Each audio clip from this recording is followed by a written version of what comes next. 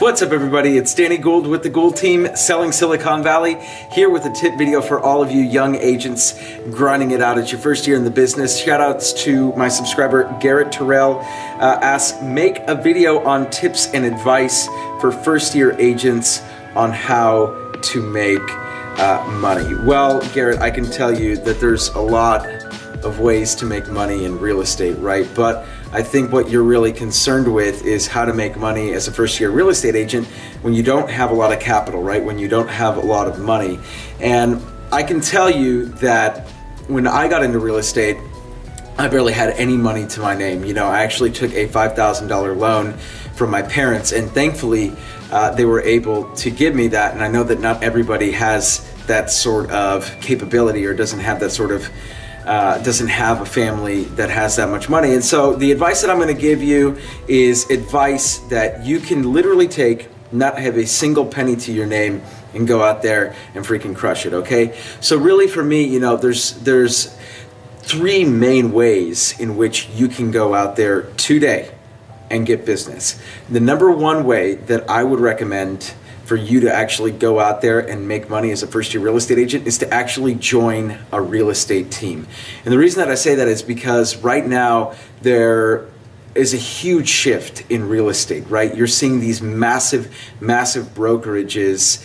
I mean, they are losing market share year over year, and the reason that that's happening is because a lot of these smaller teams from these ninja brokerages come out of nowhere, and they start gobbling up market share.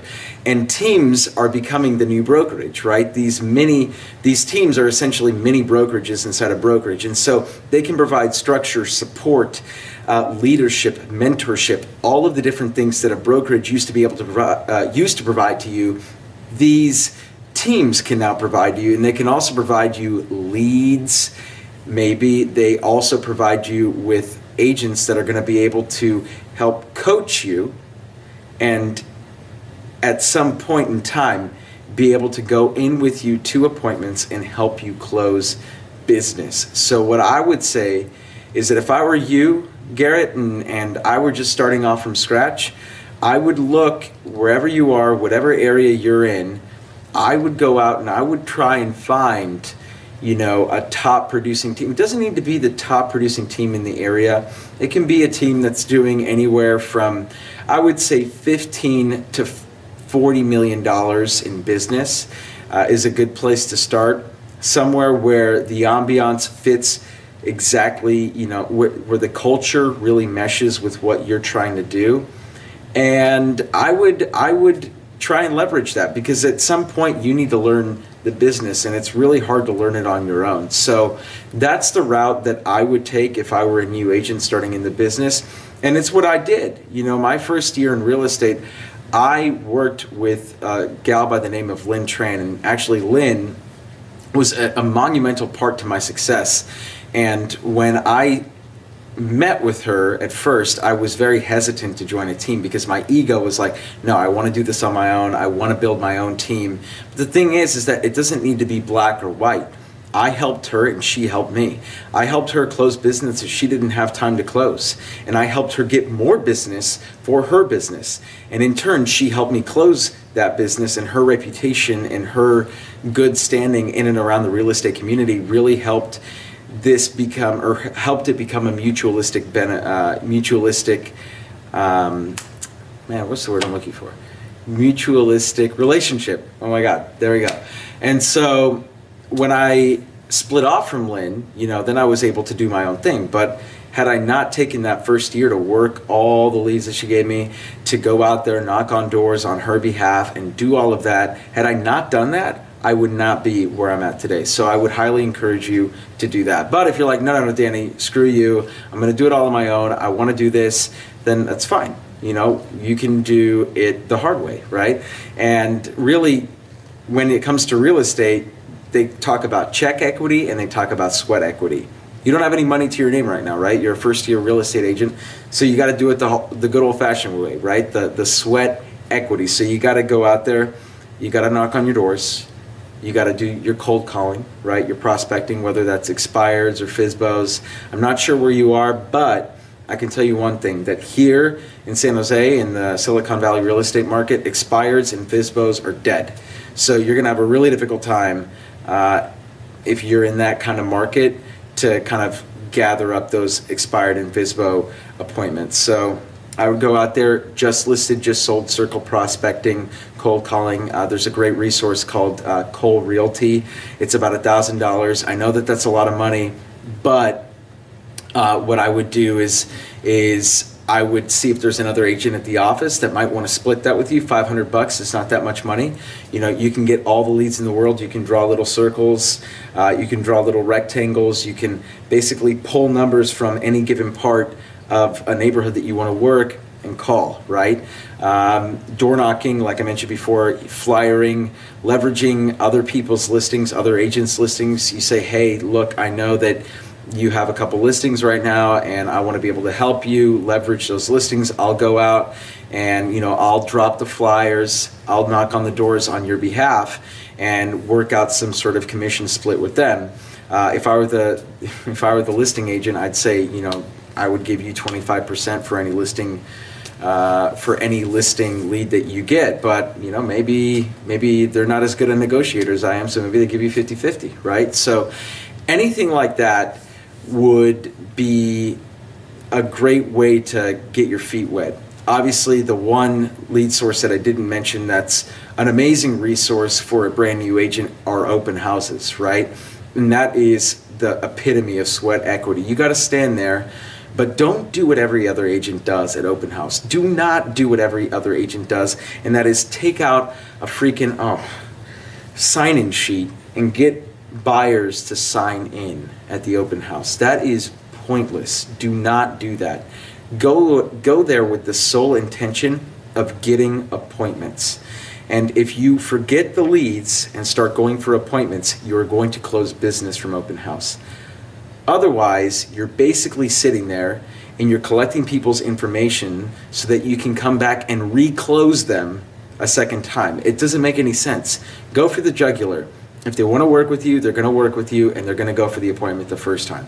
If they don't want to work with you, then they're probably going to give you a fake number anyway. So what's the point? You know, don't do the collecting the lead bullshit that every other, you know, agent and, you know, coaching program is telling you to do. Don't do that. So that's number 2. Number 3, and this is a tricky one. So, you know, I wanna be sure that I phrase this in the right way. But go to big top producers at your office that don't have the sense to build a team for whatever reason, right? And there's a lot of them, right? There's a lot of, you know, agents, older agents at your office probably that are on their way down.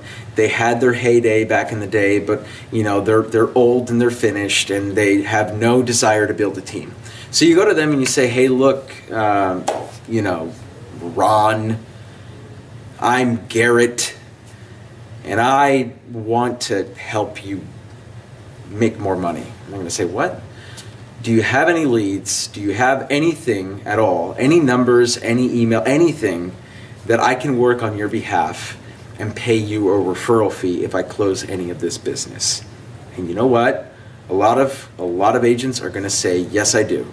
You know, me personally, I have about 1,000 leads sitting in my database that I haven't talked to in over 2 years, right? And if a young whippersnapper came up to me and said, Danny, I'm great on the phones. I want to come in there. I want to close deals, and I want your leads, and I'm going to pay you 25%. I would say, go, take them and run.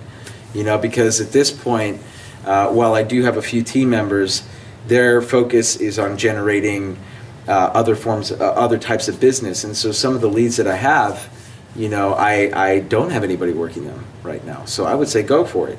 And I guarantee you that some of the older agents that are old and finished, they have thousands and thousands of leads. The ones that have actually, you know, taken the time to write them all down and keep some notes and keep a CRM of sorts, whatever that is, whatever that may be, there are agents out there that are going to help you, that could help you in this endeavor. So go offer them a 25% referral fee and then negotiate up from there. If they want to negotiate, you know, maybe You want to do that? I don't know. I'm not you, but I would start at 25% and see if they're game, because at the end of the day, what do you have to lose, right? And that way, you're not spending any money on the leads. All you have to do is put in the time. Don't forget too, since you're a first year agent, the majority of your time, you're going to be prospecting for new business, right? Don't forget to service the clients that you already have, right? Because I did this too, right? Like where I'm going. I get some clients and I'm like, oh my God, I have clients. But then like I go back and I try and get more business, but I'm not working with the clients that I currently have, right? And this applies more to buyers, right? Obviously sellers, you have a game plan, you have a marketing system in place, you create systems around that listing. But for buyers, don't forget to always stay in touch with them, keep providing them value, set appointments to go out and show them houses, because that's the only way that you're going to get them in a contract, right? And finally, the last tip that I'm going to leave you with, Garrett, or anybody else who's a first-year agent or anybody that's looking at this video, is to not forget the importance of learning your scripts and your dialogues. It's incredibly important. And for me, I would focus a lot of your time on learning scripts and dialogues that you're comfortable with and refining those, because the worst thing that can happen is for you to go out on listing appointments and for you to not have a game plan, for you to not know what you're going to say. This happened to me, so I want to be careful. I want to make sure that you're listening to this. Learn your dialogues, learn your appointment scripts, because that is going to help you convert the people that you actually get appointments for. There's no use in going on appointments if you don't know what the fuck you're going to say. Bottom line. So go out there, make sure that you're learning, that you're consistently refining your craft, your skills, your scripts, your dialogues, because that is going to set you up for future success. It's okay that you don't have a lot of business right now, but the point is that when you do start getting that business, that you have the tools, the tools and the scripts and the dialogues to really go out there and crush it. So I hope that helped everybody. Go ahead and leave a comment down below if you have any comments or questions about any of the things that I just talked about. If you have any questions that you'd like me to answer in future videos, go ahead and leave those questions down below and I will answer them in a future video. Thanks all so much for watching. Go ahead and smash that like button, subscribe. It's Danny Gould with the Gould team, future #1 real estate team in the United States of America. Catch you guys in the next video.